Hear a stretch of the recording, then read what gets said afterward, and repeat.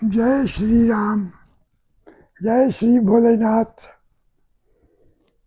जय श्री कृष्णा। अपने तीनों इष्ट देवों को हृदय में धारण करके मैं रामपाल अग्रवाल आप सब देवियों और सज्जनों का नमन करता हूँ। आप सबका स्वागत करता हूँ। ये मेरे अध्यात्म चिंतन की 167वीं कड़ी है और पिछली कड़ी का ही दूसरा भाग है। तो पिछली कड़ी में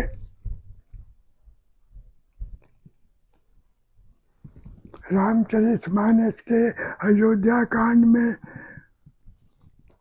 पहला श्लोक है, वो देखे। भगवान शिव की स्तुति है। एक श्लोक में उनकी महिमा का कुछ वर्णन किया गया है। उस श्लोक को फिर से कहते हैं। यस्यांके च विभाति भूधर सुता देवापगा मस्तके भाले बाल विदु गले च गरलम यस्योरसी व्यालराट सोयम भूति विभूषणः सुरवरः सर्वाधिपः सर्वदा सर्वः सर्वगतः शिवः शशिनिभः श्री शंकरः पातु माम। हे प्रभु भगवान भोलेनाथ, हम पर कृपा करें, हमारी रक्षा करें, आपकी जय हो। अब देखें, संत तुलसीदास जी ने अयोध्या कांड के पहले श्लोक के रूप में इनकी स्तुति की और उसके बाद भगवान श्री राम की स्तुति के श्लोक है। अब ये कांड ही शुरू होता है जब भगवान श्री राम अपने विवाह के बाद जनकपुर से अयोध्या लौटे। उत्सव का वातावरण था। तो मेरी समझ में ये एक रहस्य ऐसा था कि इसमें भगवान भोलेनाथ की स्तुति सबसे पहले क्यों की गई। मेरी अज्ञानता ही समझे, जो भी हो। आइए इस पर कुछ विचार मंथन करते हैं। तो एक विचार जो मेरे मन में आया वो ये कि चाहे कैसा भी शुभ काम हो, भगवान भोलेनाथ का ही पहले स्मरण करिए।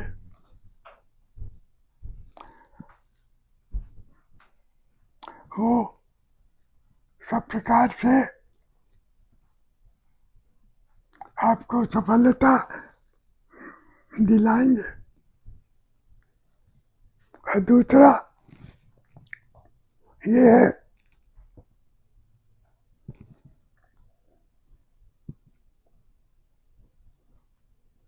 संत तुलसीदास जी भगवान श्री कृष्ण के विग्रह को एकाएक देखकर क्या बोले। ये घटना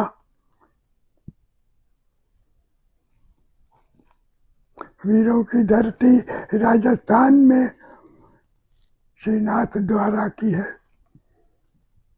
किसी कार्यवश संत श्रीनाथ द्वारा गए थे। वे भगवान श्री राम के ही अनन्य भक्त थे।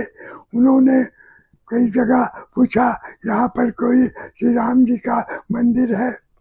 तो एक स्थानीय निवासी ने प्रयास किया और कहा, प्रभु पास में एक श्री राम जी का बहुत सुंदर मंदिर है, मैं आपको ले चलता हूँ। तुलसीदास जी अंदर गए, देखा श्रीनाथ जी मुरली लेकर मंद मंद मुस्कुरा रहे हैं,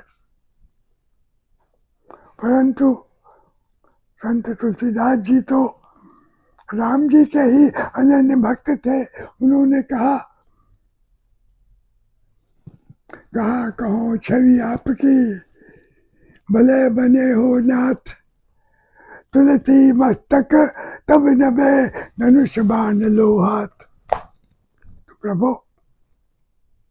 मैं तो आपका सेवक हूँ, और प्रभु उनकी भक्ति की अवहेलना कैसे करते। तुरंत उन्होंने मुरली छिपा ली और धनुष बाण ले लिया। तुलसीदास जी इस सहसा घटना चक्र के लिए तैयार नहीं थे। उनकी आंखों से अविरल आंसुओं की धारा बह निकली, वे मूर्छित हो गए। फिर थोड़ी देर के बाद जब चेतना लौटी तो प्रभु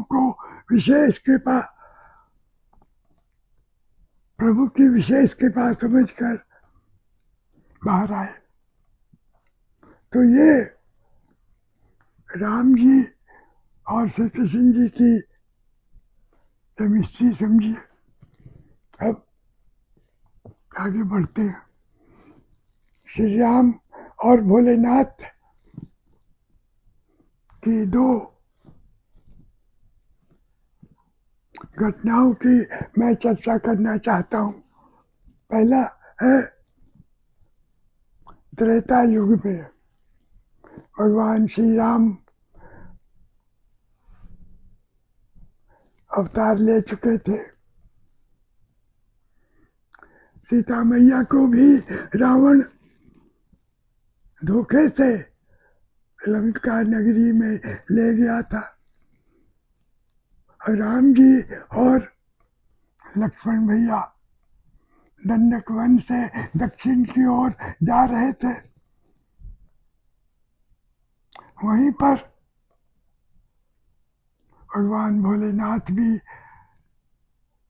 सती के साथ विचरण कर रहे थे। उन्हें जब ये आभास हुआ, उन्होंने दूर से श्री राम जी को प्रणाम किया और कहा, जय सच्चिदानंद जग पावन, अत कही चले मनोज न सावन, चले जात शिव सती समेता, पुनि पुनि पुलकित कृपा निकेता।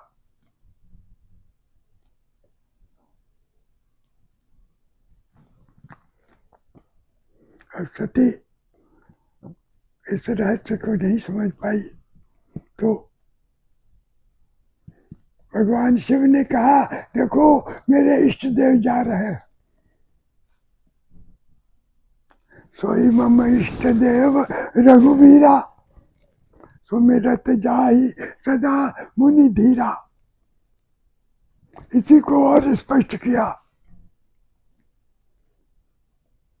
जय सुमिरत मिटत अज्ञाना, सोई सर्वज्ञ राम भगवाना। परंतु सती इस रहस्य को नहीं समझ पाई।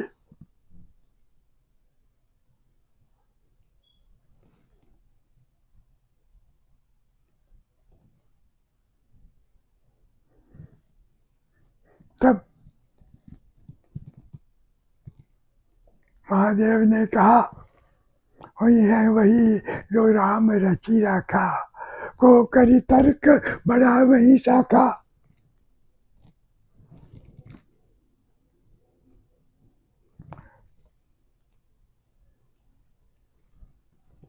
हरि इच्छा भावी बलवाना, हृदय विचारत शंभु सुजाना। और इसके बाद घटना चक्र इस तेजी से आगे बढ़ा जिसका अंत बहुत ही दुखद था। महादेवी सती ने योग अग्नि से अपने शरीर का अंत कर दिया।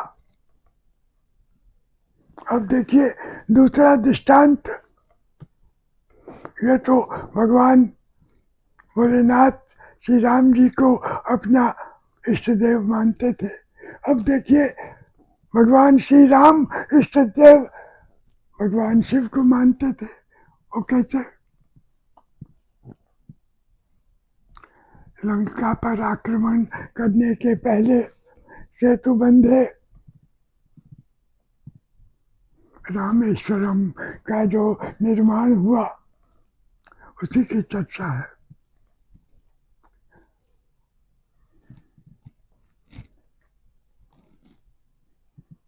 सेतु पर जाने से पहले राम जी ने शिव पिंडी की स्थापना की और अपने प्रभु भोलेनाथ की कृपा का आह्वान किया। विधिवत पूजा की और फिर कहा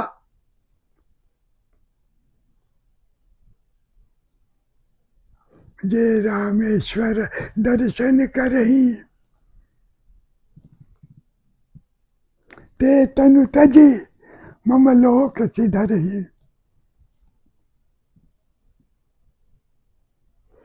ये रामेश्वरम द्वादश ज्योतिर्लिंगों में से एक इनका दर्शन करते हैं वे भक्तजन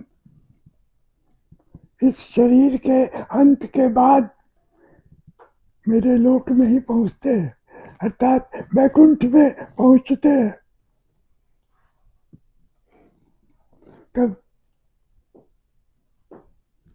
भगवान भोलेनाथ ने कहा देवी देखो प्रभु अपने सेवक को अपने से ऊंचा दर्जा देते हैं। रामेश्वर का अर्थ राम जी ने किया। रामस्य ईश्वर है यह स रामेश्वर। बोले परंतु मेरे विचार से इसका सही अर्थ होगा राम ईश्वरो यस्य स रामेश्वर। राम जी ही इनके ईश्वर है, प्रभु है, वही रामेश्वर है। और कई एक आख्यान इसी तरह के हैं, परंतु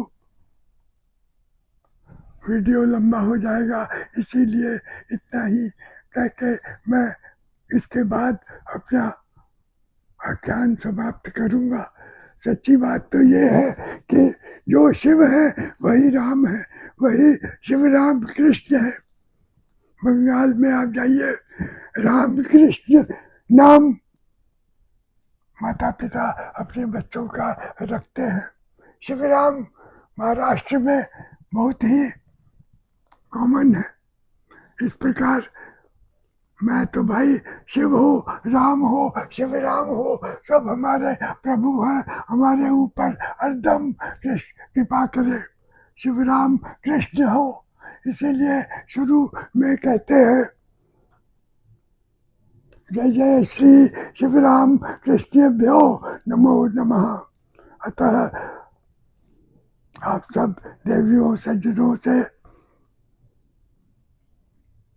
मैं अनुरोध करता हूँ आप भी इस आख्यान को पूरा सुने, अपने दोस्तों मित्रों में प्रसारित करें जिससे उन सब का कल्याण हो और आप सबके साथ मेरा भी कल्याण हो।